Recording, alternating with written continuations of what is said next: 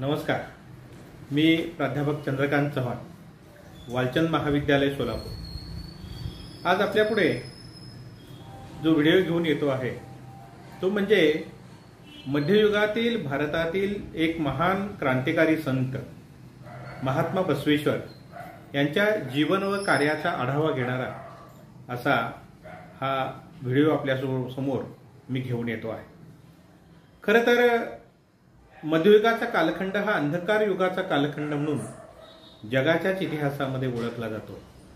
परंतु या मध्ययुगामध्ये समतावादी समाज निर्मिती करण्याचा, ज्ञानाधिष्ठित समाज निर्मिती करण्याचा एक मोठा प्रयत्न महात्मा बसवेश्वरांनी केलेला होता आणि तो एक वैश्विक मानव धर्म निर्माण करण्याचा जो एक प्रयत्न बसवण्णांनी केला त्याचा खरं पाहता आज 21व्या शतकामध्ये देखील खूप त्या धर्माची, त्या विचारांची खूप गरज आजही समाजाला असलेली आपल्याला पाहायला मिळते.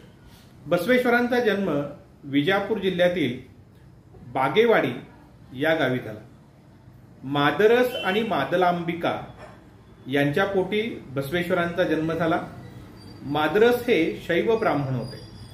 पंचाचार्यांनी सांगितलेल्या शैव धर्मामध्ये किंवा शैव पंथामध्ये, संप्रदायामध्ये अनेक प्रकारच्या चुकीच्या गोष्टी निर्माण झालेल्या होत्या आणि अशा सगळ्या काळामध्ये धर्मामध्ये दांभिकतेचं प्रमाण खूप मोठ्या प्रमाणावर माजलेलं आहे.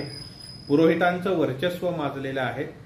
त्याच काळामध्ये मोठ्या प्रमाणावर यज्ञांच्या मधून होणारी प्रचंड मोठ्या प्रमाणावर प्राणी हत्या, पशुहत्या, स्त्रियांचं अतिशय न्यूनत्वाला पोहोचलेलं, अस्पृश्यांचं अत्यंत न्यूनत्वाला पोहोचलेलं अशा प्रकारचं, पशुहूनही हीन अशा प्रकारचं जीवन, अशा सगळ्या पार्श्वभूमीवर बसवण्णाचा जन्म होतो आहे. आणि शैव ब्राह्मण कुटुंबामध्ये जन्मलेले बसवण्णा वयाच्या 8व्या वर्षी देखील त्यांच्या मनामध्ये असणारी जी एक वैचारिक अशा प्रकारची प्रगल्भता आहे, ती प्रगल्भता काय होती आपल्या लक्षात येते. वयाच्या 8व्या वर्षी उपनयन संस्कार हे बसवण्णावर करायचे ठरले आणि ज्या वेळेला बसवण्णावर उपनयन संस्कार करायचे ठरले त्यावेळेला उपनयनाने बटू हा ब्राह्मण होतो. तेव्हा बसवण्णा असं म्हणतात की माझ्यासोबत माझ्या बहिणीचाही म्हणजे नागलांबिकाचा देखील उपनयन संस्कार केला जावा.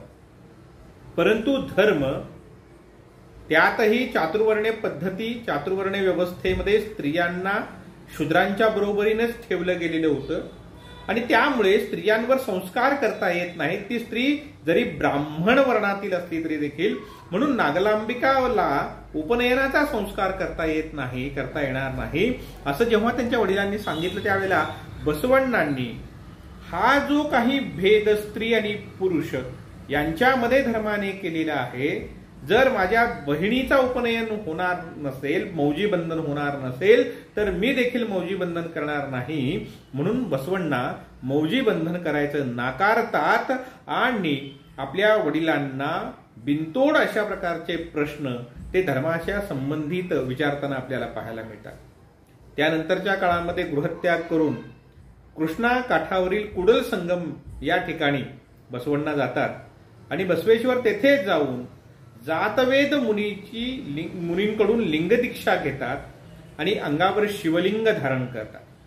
तेथे राहून वेद, वेदांगे, षडदर्शन, इतिहास, पुराणांचं आणि त्याचबरोबर धर्मशास्त्राचं अध्ययन बसवेश्वर करतात.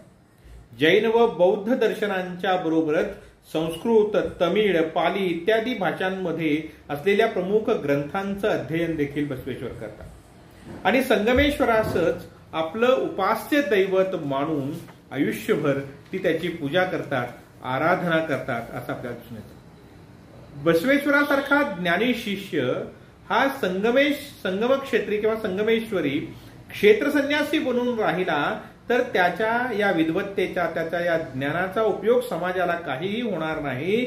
म्हणून त्यांचे गुरु जातवेद मुनी त्यांना कल्याणला जाण्याचा आदेश देतात आणि मग कल्याण नगरीमध्ये बसवेश्वर आपल्या मामांकडे येतात. कल्याण या ठिकाणी कलचुरी राजा बिज्जल हा राज्य करीत होता. बसवेश्वर त्याच्या नोकरीमध्ये लागतात. काही काळ ते मंगळवेढ्याला देखील बिज्जलांचा सेवक म्हणून नोकरी करतात. नंतर पुन्हा कल्याण नगरीमध्ये जातात. मामाकडे राहत असतानाच बिज्जलांच्या सेवेमध्ये काम करत असताना बसवेश्वरांची बुद्धिमत्ता, त्यांची प्रतिभा ही बिज्जलांच्या लक्षात येते. बिज्जलांना एक ताम्रपट सापडलेला असतो आणि हा जो काही ताम्रपट सापडलेला असतो त्यावरची जी काही लिपी असते ती लिपी कोणाशी वाचता येत नसते. आणि मग ही लिपी वाचता येत नसताना बसवेश्वर तो ताम्रपट आपल्या हाती घेतात आणि त्या ताम्रपटावरची लिपी वाचतात. त्यामुळे बिज्जल प्रभावित होतात आणि बिज्जल हे बसवेश्वरांना आपला कोषाध्यक्ष बनवतात. बसवेश्वरांचा मामा बलदेव हा बिज्जलांचा प्रधानमंत्री होता आणि मग बसवेश्वराच्या कार्य आणि कर्तृत्वाने प्रभावित झालेला हा बलदेव मामा आपली कन्या गंगांबिका हिचा विवाह बसवेश्वरांच्या बरोबर करून देतात. त्याच वेळेला आणखी एक मामा सिद्धन नावाचे बसवेश्वरांचे, ते निलांबिका ही आपली कन्या बसवेश्वरांच्या बरोबर विवाहित करतात, बसवेश्वरांना देतात. बसवेश्वर हे स्त्री पुरुष समानतेचा पुरस्कार करणारे एक अतिशय सुधारक विचारांचे असे संत होते. हिंदू धर्मशास्त्रकारांनी खरं तर स्त्रीला शूद्र मानलेलं होतं. स्त्री ही मायावी आहे, अपवित्र आहे, नरकाचे द्वार आहे असं धर्मशास्त्र सांगत होतं. इतकंच नाही तर स्त्रीला मोक्षाचा नाही, ईश्वर भक्तीचा देखील अधिकार त्यांनी नाकारलेला होता. संस्कृताचं अध्ययन करण्याचा देखील अधिकार नाकारलेला होता.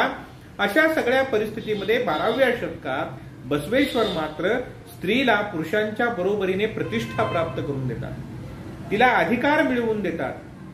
सर्व जाती वर्णातील स्त्रियांना, पुरुषांना एकाच प्रकारचं इष्टलिंग ही उपास्य वस्तू म्हणून ते देतात.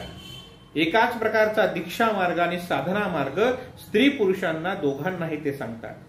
शारीरिक मासिक धर्मामध्ये स्त्रीला अस्पृश्य न मानता त्यांनी तिला देवपूजेचा अधिकार दिलेला होता. यावरून आज 21व्या शतकामध्ये देखील जे आपल्याला शक्य होत नाही ते 12व्या शतकात बसवेश्वर करतात. हे बघितल्यानंतर त्यांच्या ठिकाणी असणारी क्रांतिकारी अशा प्रकारची वृत्ती, समाजामध्ये असणारं जे समाज दुभंगविणारं, विषमतावादी, शोषणवादी अशा प्रकारच्या ज्या ज्या काही गोष्टी आहेत त्या सर्व गोष्टी नष्ट करण्याचा प्रयत्न बसवेश्वर करताना आपल्याला पाहायला मिळतात. आपल्या निर्माण केलेल्या अनुभव मंडपामध्ये शरणांच्या बरोबरच शरणींना देखील ते स्थान देतात. महाशरणी बसव पत्नी निलांबिका, महायोगिनी अक्क महादेवी, लिंगम्मा यांनी आध्यात्मिक क्षेत्राबरोबरच योग विद्येच्या क्षेत्रात देखील उंची गाठलेली होती. लिंगम्मा ही तर अण्णप्पा या नाभिकाची पत्नी होती. बसवेश्वरांच्या सामाजिक चळवळीत मुळगे महादेवी,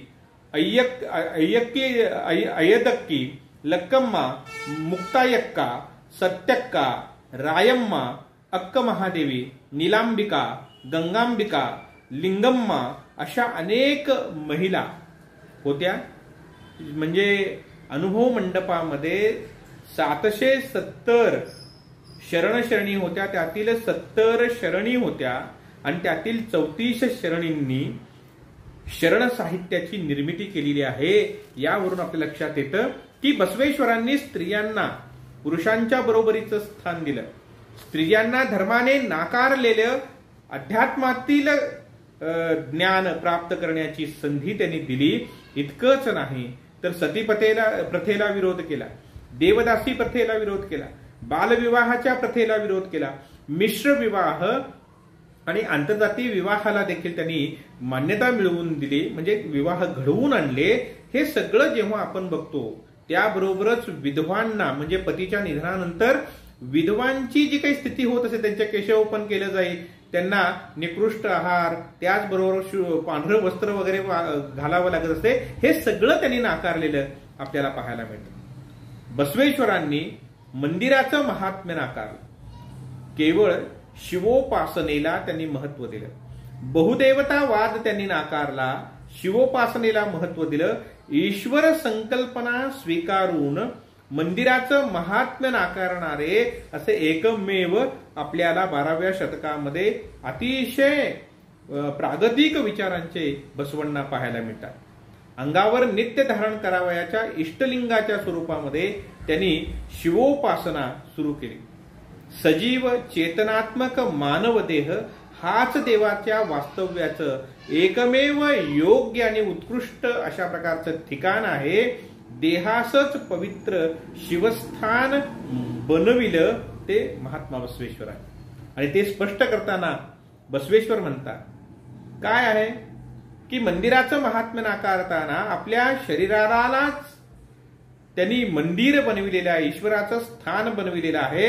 आणि हे सांगताना बसवेश्वर असं म्हणतात, धनिक बांधती देवालय, गरीब मी काय करू, माझा देह हेची देवालय, खांब माझे पाय, मस्तक माझे सुवर्ण कलश, दगडात धोंड्याचे मंदिर स्थावर, स्थावर पावले नाश, जंगम देह मात्र अविनाश, हे कुडल संगम देवा. जंगम देह हा अविनाशी आहे आणि स्थावर जे आहे ते नाशवंत आहे. आणि नाशवंत असलेल्या या गोष्टीची मी पूजा अर्चा कशाला करू, तर जंगम असणाऱ्या अविनाशी असणाऱ्या या देहालाच देवालय त्यांनी मानलेलं आपल्याला पाहायला मिळतं. दगडाचा मातीचा देव देव नव्हे, वृक्ष देव नव्हे, अग्निदेव नव्हे, वायू देव नव्हे, वरुण देव नव्हे, चंद्र देव नव्हे असं सांगून त्यांनी देहालाच देवालय मानण्यास आपल्या सर्व अनुयायांना सांगितलेलं आपल्याला पाहायला मिळतं. बसवेश्वरांनी पुरोहितशाहीला विरोध केलेला. देव आणि भक्त यांच्यामध्ये कुठल्याही प्रकारच्या मध्यस्थाची गरज नाही हे बसवेश्वर सांगतात. आणि हे सांगतानाच देहाला देवालय बनवून देवालयात जाण्याची गरज नाही हे स्पष्ट करतात. आणि हे करत असताना ते स्वपूजेचं समर्थन करतात. स्वतः केलेली पूजाच ही देवाला पोहोचते असं बसवेश्वर म्हणतात. आणि म्हणून पुरोहित पूजा, अभिषेक, देवदर्शन यासारख्या गोष्टींच्या नावाखाली भक्ताची मोठ्या प्रमाणावर पिळवणूक करतो. पुजाऱ्याने केलेली पूजा ही भाडोत्री पूजा आहे आणि म्हणून ती देवापर्यंत पोहोचत नाही असं बसवेश्वर सांगतात. आणि हे सांगताना ते म्हणतात, दुसऱ्याच्या डोळ्याने आपणास नेत्रसुख लाभेल काय, दुसऱ्याच्या जलप्राशनाने आपली तृष्णा भागेल काय, दुसऱ्याने आहार घेतले असता आपले पोट भरेल काय, तद्वत दुसऱ्याने केलेल्या पूजेचे आपणास फळ मिळेल काय, हे कुडल संगम देवा. म्हणजे ईश्वराची भक्ती करत असताना बसवेश्वरांनी केलेलं हे अतिशय क्रांतिकारक अशा स्वरूपाचं कार्य आहे की त्यांनी इष्टलिंग हे प्रत्येकाच्या हातावर दिलं आणि हातावर इष्टलिंग ठेवून त्याची पूजा करावी. त्याच्याकरता कोणत्याही प्रकारच्या अवडंबराची गरज नाही, कोणत्याही प्रकारच्या रीतिरिवाजाची गरज नाही. आणि म्हणून त्यांनी साधं भस्म जरी आपल्याला लागलं असलं तरी त्यासाठी पुरेसं आहे, कोणत्याही पुजाऱ्याची वगैरे आवश्यकता नाही हे सांगितलं. बसवेश्वरांनी समाजामध्ये असणाऱ्या अनेक अनिष्टच्या प्रकारच्या चालीरीती, रूढी, परंपरा ज्या होत्या त्या नष्ट करण्याचा प्रयत्न केला. आणि एक समान धर्माची स्थापना करत असताना त्यांनी जातीभेदास देखील मोठ्या प्रमाणावर विरोध केला. जातीभेद त्यांनी मांडला नाही. आपल्या अनुभव मंडपामध्ये 18 पगड जाती जमातीतील सगळ्या लोकांना त्यांनी स्थान दिलं. आणि हे सर्व वेगवेगळ्या ढोर असेल, चांभार असेल, धोबी असेल, न्हावी असेल, कुंभार असेल, अशा वेगवेगळ्या जातीतील असणारे हे जे काही शरण होते, या शरणांनी आध्यात्मिक क्षेत्रामध्ये, वचन साहित्याच्या क्षेत्रामध्ये अत्यंत प्रभावी अशा प्रकारची कामगिरी केलेली आपल्याला पाहायला मिळते. जातीभेदात विरोध करत असताना जातींची निर्मिती ही ईश्वराने केलेली नाही हे सर्वप्रथम त्यांनी सांगितलं. म्हणजे जाती या ईश्वर निर्मित नाही आहेत. धर्मग्रंथांमध्ये जे सांगितलं, जन्माने जात प्राप्त होते, जन्माने जात प्राप्त होत नाही आणि त्या ईश्वर निर्मित नाहीत, हे सांगण्याचं पहिलं काम हे बसवेश्वरांनी 12व्या शतकामध्ये केलं. आणि हे सांगत असताना, जातीभेदाला विरोध करत असताना बसवेश्वर असं म्हणतात, लोखंड तापविणारा झाला लोहार, लोखंड तापविणारा झाला लोहार, धुणी धुणारा झाला धोबी, वस्त्र विणणारा झाला विणकर, आणि वेद वाचणारा झाला ब्राह्मण. कानातुनी जन्मला का कोणी या जगात, कानातुनी जन्मला का कोणी या जगात, जो जाणतो हे सत्य तोची एक कुलवंत, आणि तोची असे थोर हे कुडल संगमेश्वरा. म्हणजे पंचतत्व जी कोणत्याही प्रकारचा भेदभाव करत नाहीत. मग मानवामध्ये भेदभाव कुठून आला? पंचतत्वात भेदभाव नसेल तर मानवामध्ये सुद्धा भेदभाव नाही. आणि हा जो काही भेदभाव केला जातो तो अनुचित आहे, चुकीचा आहे, हे सांगण्याचं काम बसवेश्वर करतात. आणि त्याकरता ते असं म्हणतात, महारवाड्याची जमीन आणि मठ मंदिराची जमीन असते का भिन्न, महारवाड्याची जमीन आणि मठ मंदिराची जमीन असते का भिन्न, ज्ञानियांची जात आणि अज्ञानियांची जात असते का भिन्न. शेटका म्हणू मी श्रियाळास, शेटका म्हणू मी श्रियाळ शेट्टीस, धोबी कसा म्हणू मी मडिवाळ माचय्यास, ढोर कसा म्हणू मी कक्कय्यास, मज म्हटल्यास मी ब्राह्मण आणि मीच श्रेष्ठ, नाही का हसणार मजवर कुडल संगमदेव. म्हणजे जातीचा उल्लेख जर केला आणि आपल्या श्रेष्ठत्व घेण्यासाठी मी ब्राह्मण आहे असं म्हणालो तर कुडल संगम देव माझ्यावर हसणार नाही का? कारण कुडल संगम देवाला हे मान्यच नाही की मानवामध्ये भेद आहे, कोणी उच्च आहे कोणी नीच आहे, हे त्याला मान्यच नाही असं बसवेश्वर म्हणतात. बसवेश्वरांनी वेद, यज्ञ, होम हवन या सगळ्या गोष्टींना विरोध केलेला. आणि त्या सगळ्या गोष्टींना विरोध करत असताना काय कवे कैलास हे बसवेश्वरांच्या तत्वज्ञानाचा सार आहे. श्रम हाच कैलास आहे हे बसवेश्वरांनी सांगितलं. आणि श्रम हाच कैलास आहे हे सांगत असताना बसवेश्वरांनी श्रमाला प्रतिष्ठा प्राप्त करून देण्याचं मोठं काम केलेलं आपल्याला पाहायला मिळतं. आणि मग श्रमाला प्रतिष्ठा मिळवून देत असताना श्रम करून मिळवून अन्न प्रत्येकाने प्राशन करावं. जो श्रम न करता अन्न प्राशन करेल त्याच्याविषयी त्यांनी योग्य नाही असं सांगितलेलं आहे.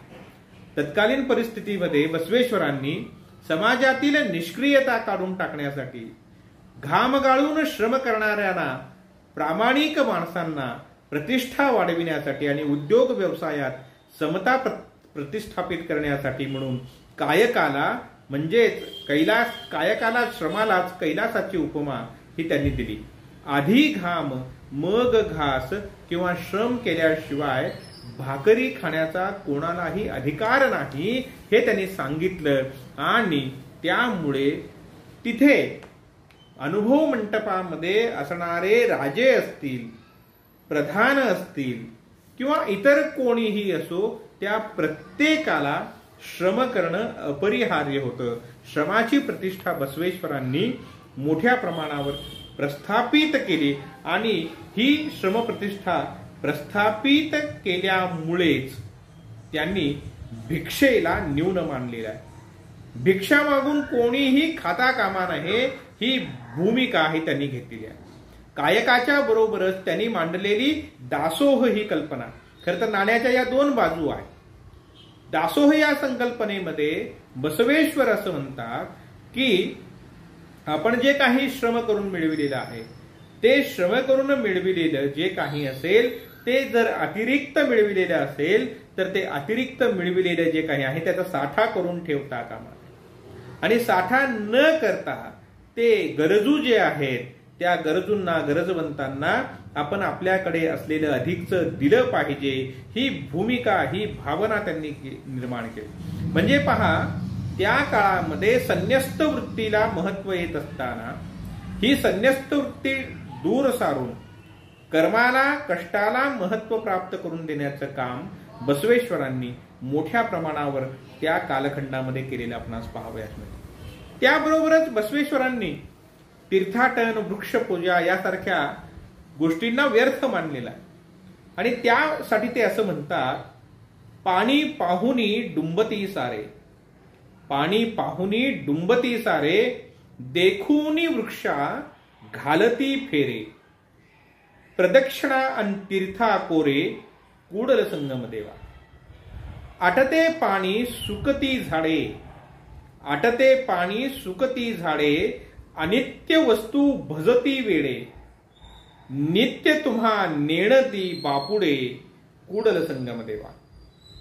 आणि या माध्यमातून तीर्थाटन, वृक्षपूजा, प्राणीपूजा, पशुपूजा या सगळ्या गोष्टींचा विरोध हा त्यांनी केलेला आहे. त्याला महत्व बसवेश्वरांनी दिलेलं नाही.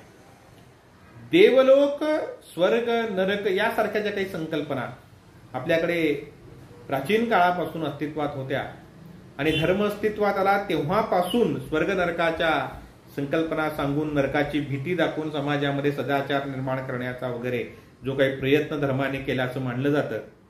तर हे या ज्या काही कल्पना आहेत या सगळ्या कल्पनांना एक आधुनिक विचार, एक नवीन विचार देण्याचं काम बसवेश्वरांनी केलेलं आहे. देवलोक मृत्यूलोक नसे अन्य ठाई. देवलोक आणि मृत्यूलोक दुसरीकडे नाही आहे. सत्यवचन देवलोक. देवलोक काय आहे? सत्यवचन म्हणजेच देवलोक आहे. आणि मिथ्या वचन मृत्यूलोक. सदाचार हाच स्वर्ग आणि अनाचार हाच नरक. अशा प्रकारची स्वर्ग नरक असेल, मृत्यूलोक त्याबरोबर स्वर्गलोक असेल, या सगळ्या गोष्टींना त्यांनी नवा अर्थ देण्याचं काम बसवेश्वरांनी केलेलं आहे. बसवेश्वरांनी वैयक्तिक मोक्ष किंवा आत्मकल्याणापेक्षा सामाजिक हितावर अधिक भर दिला. व्यक्तीमध्ये सामाजिक जाणीव निर्माण करण्याचा मोठ्या प्रमाणावर प्रयत्न केला. संन्यासवाद, निवृत्तीवाद नाकारला आणि त्या माध्यमातून त्यांनी एक नव धर्म मानवतावादी लोकांच्या पुढे ठेवण्याचा प्रयत्न केला. बसवेश्वरांचा शिव हा इतरांहून भिन्न आहे. म्हणजे आपल्याकडे शिव ही संकल्पना म्हटल्यानंतर आपल्या समोर लगेच एक शिवाचं स्वरूप उभं राहतं. तो गंगाधर, त्रिशूल पाणी, डमरूधर, पिनाक पाणी, त्याचबरोबर नीलकंठ, रुद्र, गणेश आणि कार्तिक स्वामींचा पिता, पार्वतीचा पती, दक्षाचा जावई, हे जे काही शिवाचं रूप आहे, हा शिव हा बसवेश्वराचा शिव नाही.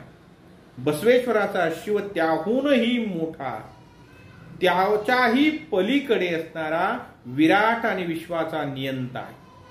उत्पत्ती, स्थिती, लय यास कारणीभूत असणारा सार्वभौम अशा प्रकारचा परशिव आहे. आणि म्हणून असा हा शिव हा बसवेश्वरांनी सांगितला. कडिकुलपामध्ये, गाभाऱ्यामध्ये बंदिस्त असलेला देव बसवेश्वरांनी सर्व जाती वर्णाच्या स्त्री पुरुषांच्या हातावर ठेवला. हे एक अतिशय मोठं काम बसवेश्वरांनी केलेलं होतं. आणि त्याचबरोबर कर्मविपाक सिद्धांत नाकारून त्यांनी कायक सिद्धांत हा मांडला आणि श्रमाला महत्व दिलं. कर्म सिद्धांत मांडून कर्मामुळेच आपल्याला पुनर्जन्म प्राप्त होतो वगैरे या सगळ्या गोष्टी थोतांड आहेत हे सांगून त्या सगळ्या गोष्टी त्यांनी नाकारलेल्या आपल्याला पाहायला मिळतात. बसवेश्वराने मानवाच्या स्वार्थीपणावर देखील टीका केलेली आहे. म्हणजे पशुमध्ये असणारी आपल्या सगळ्या वर्गातील, आपल्या पशुयोनीतील सर्वांच्या विषयी असणारी प्रीती ही मानवामध्ये का नाही? आणि ती प्रीती जर मानवामध्ये अवतरली तर या जगामध्ये कोणीही उपाशी राहणार नाही, भुकेला राहणार नाही. बसवेश्वर म्हणतात, कावळ्यासारखा पक्षी आहार पाहिल्यावर काव काव करून इतर कावळ्यांना बोलावतो. कोंबडा ओरडून आपल्या कुलबांधवांना अन्नाचे दाणे खाण्यास बोलावतो. मग मनुष्य तसं का वागत नाही? मनुष्य हा कावळ्या कोंबड्याहून हीन दर्जाला पोहोचला आहे का?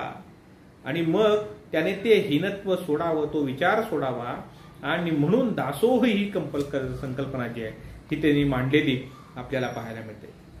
म्हणजे 12व्या शतकात भारतात ज्ञाननिष्ठ समाजाची उभारणी करून ज्ञानयुगाची निर्मिती करणारे बसवेश्वर हे एक महान अशा प्रकारचे क्रांतिकारी संत होते, हे आपण लक्षात घेतलं पाहिजे. बहुदेवतावादाला देखील त्यांनी विरोध केला. एकदेवतावादाचा पुरस्कार केला. आत्मलिंगाची, शिवाचीच पूजा त्यांनी सांगितली. त्याशिवाय इतर कुठल्याही देवाची पूजा करू नका असं स्पष्ट त्यांनी सांगितलं. एकची देव तो देव शिवभक्तांसाठी. बसवेश्वर काय म्हणतात? एकची देव तो देव शिवभक्तांसाठी, कोटी नामे खोटी तयासाठी. पती तो एकच पतिव्रतेसाठी, एर वार्ता खोटी तियेसाठी कुडल संगम देवा. पतिव्रतेला जसा एकच पती, तिची निष्ठा आपल्या पतीच्या प्रती जशी असते, त्याच पद्धतीने पतिव्रता जशी आपल्या पतीशी एकनिष्ठ आहे, त्याचप्रमाणे भक्तांनी शिवाशी एकनिष्ठ राहिलं पाहिजे. दुसऱ्याची कोणाचीही मनामध्ये कोणाचाही विचार करू नये अशा प्रकारचा विचारही त्यांनी मांडलेला आहे. मानवाचं श्रेष्ठत्व हे जन्मावर अवलंबून नाही, तर ते कर्तृत्वावर अवलंबून आहे. हा सिद्धांत बसवेश्वरांनी मांडला. म्हणजे मनुष्य कुठल्या प्रकारचं कर्म करतो यावर तो लहान की मोठा हे ठरत नाही. तो करीत असलेलं कर्म कसं करतो त्यावर तो लहान की मोठा ठरतो. कोणतंही काम लहान मोठं असत नाही, उच्च नीच असत नाही. आणि म्हणून बसवेश्वर हे म्हणतात, व्यास कोळिनीचा पुत्र. पहा, न्यून जातीत जन्मला म्हणून त्याचं श्रेष्ठत्व कमी होतं का? नाही, त्याच्या कर्तृत्वावर त्याचं श्रेष्ठत्व अवलंबून आहे. हे सांगताना बसवेश्वर म्हणतात, व्यास कोळिनीचा पुत्र, मार्कंडेय मातंगीचा पुत्र, मंदोदरी मंडूक कन्या, कुल का शोधतो? कुल शोधू नकोस, तू कुठल्या जातीचा आहेस हे विचारू नकोस असं ते सांगतात. कुलाने काय होणार? अगस्ती बेरड आहे, दुर्वास चांभार आहे, कश्यप लोहार आहे, कौंडिन्य न्हावी आहे. हे तिन्ही जगात प्रसिद्ध आहे. तिन्ही जगात हे सगळं प्रसिद्ध आहे. आणि मग आमच्या कुडल संगम देवाचे वचन आहे. काय कुडल संगम देवाचं वचन? श्वपच असला तरी शिवभक्त कुलीन श्रेष्ठ आहे. तो कोणत्या जातीत जन्माला आला हे महत्वाचं नाही. तो श्वपच जरी असला तरी देखील तो शिवभक्त असेल तर तो श्रेष्ठ आहे. कारण शिवभक्त हा कनिष्ठ असू शकत नाही हे ते सांगतात. हे सांगत असताना वेदांना देखील त्यांनी विरोध केलेला आहे. वैदिक धर्म, वैदिक साहित्य, वैदिक साहित्यामध्ये सांगितलेल्या कल्पना या सगळ्यांना देखील बसवेश्वर विरोध करतात. आणि हे विरोध करताना ते असं म्हणतात, वेदावर चालवीन तलवार, वेदावर चालवीन तलवार, शास्त्राला बेडी घालीन. वेदावर तलवार चालवीन, शास्त्राला बेडी घालीन, तर्काच्या पाठीवर चाबूक ओढीन, आगमाचे नाक कापीन, महादानी कुडल संगम देवा, चांभार चेन्नैयाचा मी पुत्र आहे हो. मी चांभार चेन्नैयाचा पुत्र आहे असं बसवेश्वर म्हणतात. आणि हे म्हणत असताना वेद आणि वेदातील या सगळ्या गोष्टींना ते नाकारतात. जसं तुकोबा पुढे असं म्हणतात, वेदांचा तो अर्थ आम्हासीच ठावा. वेदांमध्ये जे सांगितलेले ते आम्हाला माहिती आहे, नुसतं मुखदबोध करून काही उपयोग नाही आहे. त्याचप्रमाणे वेदांमध्ये सांगितलेला भेद जो आहे तो भेद बसवेश्वर मान्य करत नाहीत. आणि ते अमान्य करून बसवेश्वर समाजामध्ये सर्व समाज एक पातळीवर समानतेच्या पातळीवर आणण्याचा प्रयत्न करतात. परंतु 12व्या शतकामध्ये जेव्हा समाज अतिशय धार्मिक आहे, धर्माच्या आहारी गेलेला आहे, अशा वेळेला धर्मनिष्ठ असणाऱ्या, धर्मातील रूढी परंपरा अनेक कालबाह्य अशा प्रकारच्या या सगळ्याच धर्माचा भाग मानणाऱ्या समाजामध्ये बसवेश्वरांनी जे सांगितलं ते सांगितलेलं सगळ्यांच्या पचनी पडलंच असं नाही. त्यातच बसवेश्वरांनी जातीभेद नाकारला. आपल्या अनुभव मंडपामध्ये सर्व जाती धर्माच्या लोकांना आणलं, त्यांना संस्कृत शिकवलं, धर्म शिकवला, ज्ञान शिकवलं. आणि हे सगळं तत्कालीन धर्ममार्तंडांना मान्य होणं शक्य नव्हतं. परंतु त्याच्याही पलीकडे जाऊन ज्या वेळेला मात्र बसवेश्वरांनी आंतरजातीय विवाह घडवून आणला, म्हणजे बसवेश्वरांच्याच अनुभव मंटपाचे सभासद असणाऱ्या मधुवरस या ब्राह्मण मंत्र्याची मुलगी हरळय्या या चांभार व्यक्तीच्या मुलाबरोबर विवाहित झाली आणि बसवेश्वरांच्या आशीर्वादाने हे झालं। त्यावेळेला मात्र या प्रतिलोम विवाह घडवून आणल्यामुळे सनातन्यांनी बसवेश्वरांना धर्मद्रोही ठरविलं आणि धर्मद्रोही ठरवून त्यांच्या विरोधामध्ये राजा बिज्जलाचे कान भरले आणि राजा बिज्जलाचे कान भरून बसवेश्वरांच्या विरोधामध्ये त्यांना कृती करायला लावली। या मधुवरस ब्राह्मणाला आणि त्याबरोबरच हरळय्या आणि हरळय्याच्या पुत्राला हत्तीच्या पायी बांधून फरफटत ओढण्याची शिक्षा त्यावेळेला बिज्जलाने दिली। खरं तर बिज्जलाचं राज्य मजबूत करण्यामध्ये सर्वच क्षेत्रामध्ये आर्थिक आणि इतर सर्वच क्षेत्रामध्ये मजबूत करण्यामध्ये बसवेश्वरांनी महान योगदान दिलेलं होतं। परंतु या धर्ममार्तंडांच्या बोलण्यामध्ये बिज्जलाला आणि बसवेश्वर धर्म बुडवू पाहत आहे ही गोष्ट त्याने मान्य केली, त्याला पटली आणि मग त्याने हरळय्याला त्याच्या मुलासह आणि त्याचबरोबर मधुवरस हा मंत्री होता त्यालाही हत्तीच्या पायी बांधून त्यांनी फरफटत नेण्याची आज्ञा केली, शिक्षा दिली। त्यामुळे त्या तिघांचाही देहांत झाला आणि मग त्यानंतर मोठ्या प्रमाणावर लिंगायतांच्या मध्ये राजा आणि लिंगायत जे धर्मीय होते किंबहुना बसवेश्वरांचे समर्थक होते यांच्यामध्ये एक मोठा संघर्ष त्यानंतरच्या काळात उभा राहिला आणि या संघर्षामध्ये लिंगायतांनी बिज्जलाचा वध केला आणि या सगळ्या संघर्षामध्ये अनेक लोक मारले गेले।